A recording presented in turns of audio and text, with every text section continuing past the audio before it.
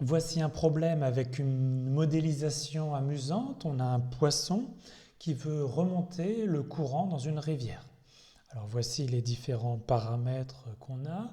Le poisson, il doit parcourir une certaine distance d qui est donnée. Le courant a une vitesse u, donc qui s'oppose à la direction du poisson. U, c'est une constante. Et v, c'est la vitesse du poisson qu'on doit déterminer. Et on cherche la vitesse afin que le poisson minimise ses efforts. Alors il y a plusieurs possibilités. On peut penser que le poisson il va pas trop vite comme ça, il dépense pas trop d'énergie à chaque instant.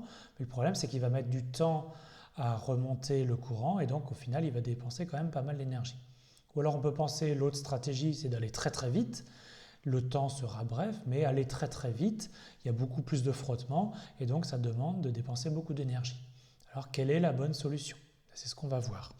Alors on suppose que l'énergie totale dépensée par le poisson pour parcourir cette distance d est donnée par cette formule-là qu'on vous donne qui est notre modélisation. C'est v au cube fois d, la distance, divisé par v moins u. Donc je vous rappelle que d c'est la distance à parcourir qui est une constante, u c'est la vitesse du courant qui est une constante qui est donnée, et nous c'est donc une fonction de la vitesse v du poisson, et on va chercher le meilleur v possible. Alors le problème est découpé en un tas de petites questions.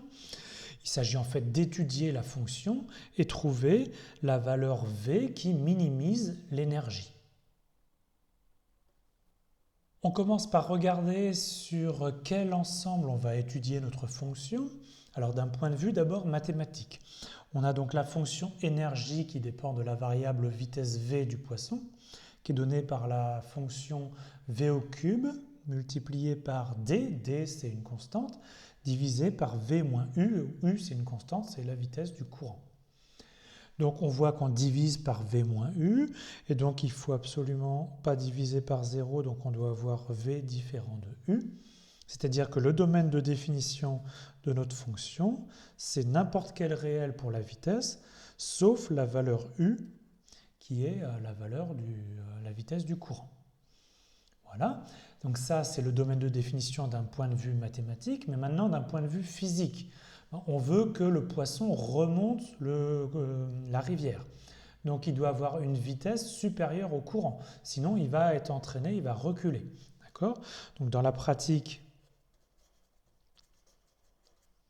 on veut que la vitesse v du poisson soit plus forte que celle du courant. Et donc on va faire une étude seulement sur l'intervalle u plus l'infini.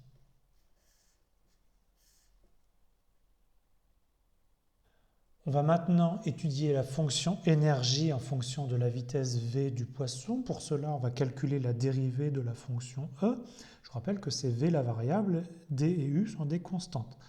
Donc, on écrit la dérivée de l'énergie e. Donc, d c'est une constante, donc on peut la sortir. Et donc, il va falloir dériver v cube sur v moins u par rapport à v. C'est donc la dérivée d'un quotient, donc on applique la formule. Donc d'abord il faut dériver v cube, ça donne 3v carré, multiplié par le dénominateur v moins u, et ensuite on n'oublie pas, c'est un signe moins dans la formule, et v cube fois la dérivée du dénominateur. Qu'est-ce que c'est que la dérivée de v moins u par rapport à v, hein? C'est seulement 1. D'accord, je vous rappelle que u, c'est une constante, la dérivée d'une constante, c'est toujours 0. D'accord, et tout ça divisé par le dénominateur au carré, donc v moins u au carré. On va simplifier un petit peu cette expression. Je peux mettre v carré en facteur. D'accord, donc j'ai v carré en facteur de 3v, mais ici moins 1, donc j'ai v carré facteur de 2v. Et ici, moins 3u, d'accord, divisé par v moins u. Maintenant, ce qui nous intéresse, c'est le signe de la dérivée.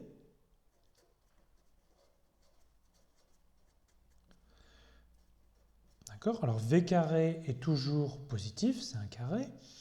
On a dit que V était plus grand que U pour notre étude pratique de notre problème. Donc V moins U est positif. C'est le signe donc de 2V moins 3U. D'accord? Donc la dérivée est positive.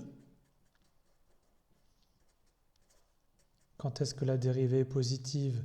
Si V est supérieur à 3 demi de U, et la dérivée est négative si V est plus petit que 3 demi de U. On peut maintenant dresser le tableau de variation de notre fonction E, donc qui dépend de la variable V. On a dit qu'on commence à l'étudier de U jusqu'à plus l'infini. D'accord?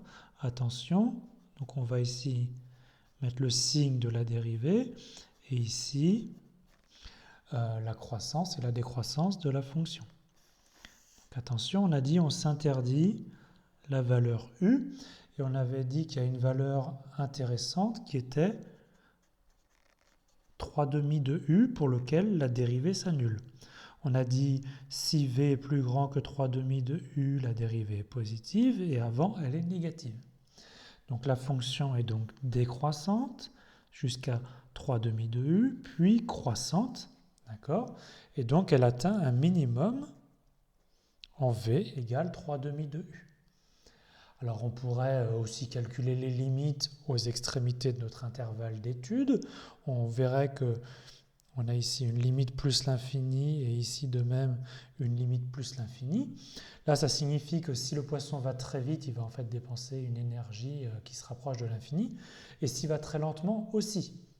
D'accord? Parce qu'il va passer beaucoup de temps, même s'il ne va pas vite, il va passer beaucoup de temps. Mais nous, ce qui nous intéresse, c'est ici le minimum. Donc la conclusion, c'est pour V minimum égale à 3 demi de U. L'énergie dépensée